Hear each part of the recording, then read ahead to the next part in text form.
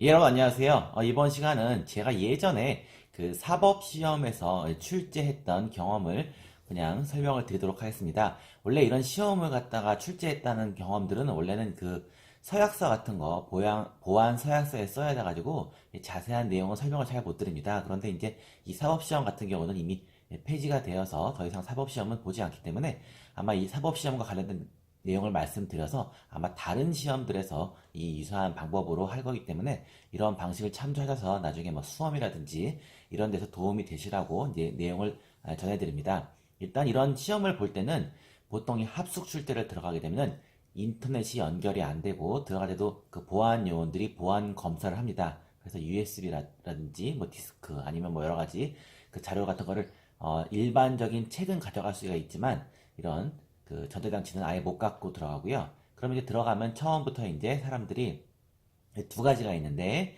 하나는 문제 출제 위원이 있고 하나는 검토 위원이 있습니다. 그래서 문제 출제 위원은 먼저 들어갑니다. 먼저 들어가서 이제 보통 예전에 그 사법시험 1차 문제 같은 경우는 그 주요 과목이랑 이제 선택 과목이 있었는데 주요 과목은 더 출제하신 선생님들이 많고 선택 과목 같은 경우는 보통 네 분의 출제위원이 들어오십니다. 그러면 세 분은 교수님이고 한 분은 이제 그 사법연수원의 그 교수님이 들어오십니다. 그래서 사법연수원의 판사님이나 검사님이 들어오셔서 네 명이서 이제 문제를 일단 출제를 하는데 문제 출제를 어떻게 하냐면 과거에는 그 문제 은행식이라 그래갖고 카드에다가 여러 가지 문제를 편장별로 모아놓습니다. 그래서 그걸 갖다가 문제 카드를 뽑아가지고 그걸 보고서 일단 초안으로 문제를 작성을 합니다. 그래서 이제 그걸 바탕으로 문제를 만들어내고 그러면 이제 한 2일 정도 그거를 문제를 만들어내면 그 다음에 어떻게 하냐면 그걸 편집을 합니다. 그래서 편집을 해서 이틀 뒤에 그 검토 요원이라고 해서 교수님 한 분, 그리고 이제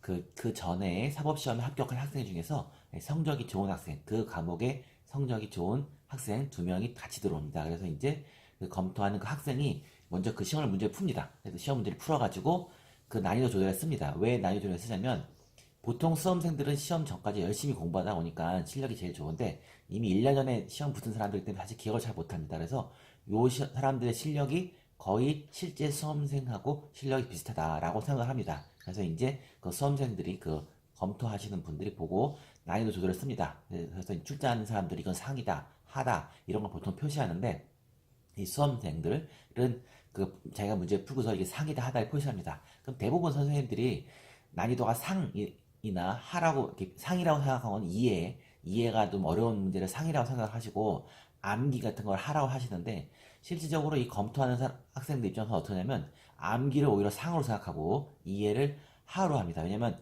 암기는 워낙 어려우니까 그 잘 안 돼서 오히려 그렇게 출제하는 선생님들은 암기하는 문제가 하라고 생각하지만 실제 시험 보는 학생들은 그게 오히려 상이라고 생각하는 경향이 많고요.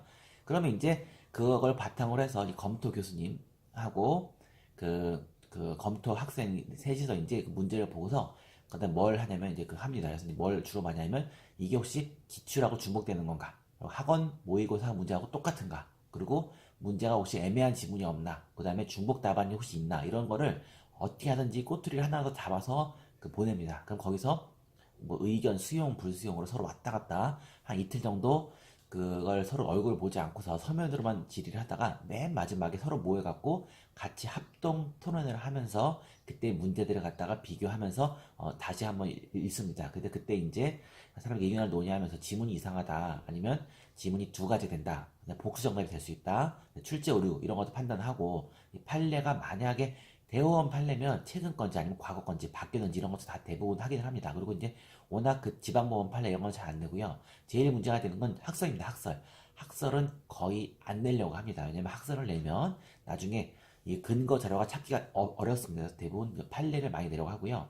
그래서 이제 보통 이 선택 과목 같은 경우 예전에 뭐 지제법이라든지 뭐 국제법 이런 거는 금방 출제가 끝나는데 문제가 뭐냐면 이제 헌법이라든지 민법, 형법 이런 거는 출제가 엄청 오래 걸립니다. 왜냐면 선생님들끼리도 싸웁니다. 의견이 안 맞아서 학설 때문에 싸우고 그래서 마지막 그 보통 시험 이틀 전까지는 출제가 마무리돼야 인쇄하는데 하루, 배송하는데 하루가 걸려서 그 전까지는 돼야 되는데 주요 과목 같은 경우는 막판까지도 교수님들이 서로 싸웁니다. 학설 갖고 싸우고 그래서 이제 보통 새벽 1시, 2시까지 문제가 나오면 그때 검토 요원들이 다시 문제를 풉니다. 그래서 문제를 다시 풀어보기도 하고 출제 오류가 이제 안 날까봐 그런 거 갖다가 많이 정리를 합니다. 그래서 이제 이것처럼 보신 것처럼 이런 시험을 낼 때는 가장 중요한 게 출제 오류를 방지하기 위해서 수많은 사람들이 검토를 하고 있고 가급적이면 이제 말 나오는 걸 방지하기 위해서 기출 문제랑 너무 똑같은 거 절대 안 내고 그리고 이제 학원 문제, 학원 모의고사랑 똑같은 거는 잘 안 내려고 합니다. 감사합니다.